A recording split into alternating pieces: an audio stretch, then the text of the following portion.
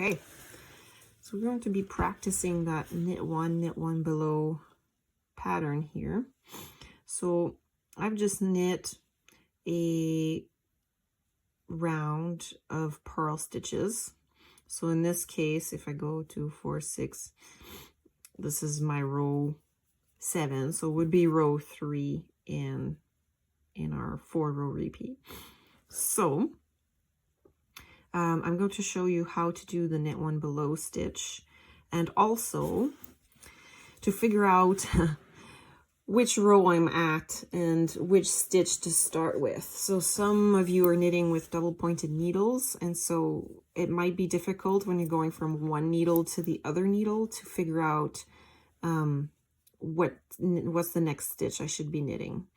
So for this round, if I look at the first full V here, so you can see the nice V right here, we know that the stitch above the V, so here, we're going to be knitting one below. So now I just work my way back. So this is knit one below, this is knit one, and then this is knit one below. So my first stitch of my round here is going to be a knit one below, and you can kind of see that V, but only half of it because the other half is on the other needle there. You can also see that this one already has 2 stitches here. We don't want to keep that going.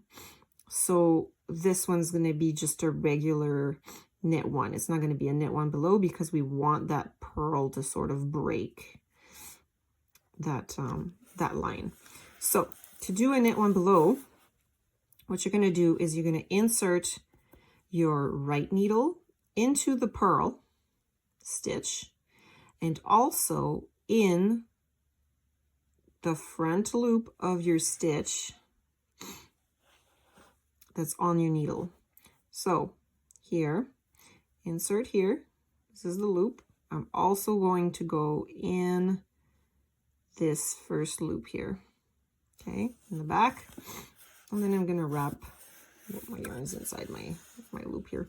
I'm going to wrap my stitch and drop the stitches on the needle. Next one is just a knit one. You just knit a regular stitch. Now we're doing a knit one below again. You see the nice V. This is going to be knit one below.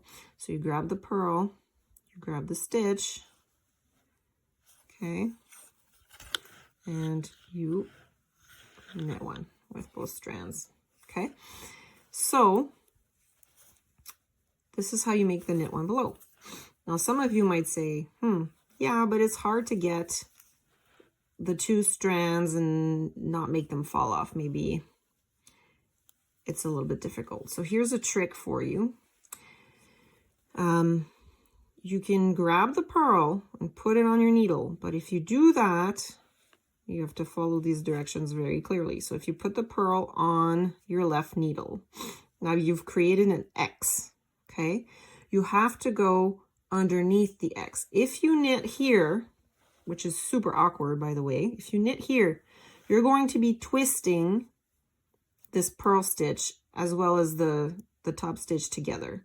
So you don't want that. You want to knit at the bottom of this X, grab that front loop of the stitch that was on your needle and the back loop of your purl, and then you can knit it together. So this is the little cheat here if you're having difficulty with the knit one below. I do encourage to try and knit one below just by putting your needle in here, and going through. The stitches will not want to be, making trouble. It's just gonna roll. It's just gonna go. There's a nice opening here. But if you really, really need that extra help, you can place it on your needle. You see the X, you go below the X. So you're gonna go in that loop and grab this loop. So you're going to go here in the middle. So now you've got the original loop, the loop of your purl, wrap, I knit. Now this might loosen your gauge a little bit because it's using up a little bit more yarn, but the look is the same. You can see the V is still there, still looks beautiful. So now, last little tip here, if you're switching every 4 rows, you're going to count 2 V's. So you're going to go, if you're changing colors, so you're going to go 1, 2, that's 4 rounds. Okay, so if you're switching every 4 rounds, it's every 2 bumps, every 2 V's here. Okay, if you're switching every 8 rounds, it's 1, 2, 3, 4 V's. So your next purl round would be the new color. So you would cut off one of these 2 strands and replace it with the next color. So that's how it's done.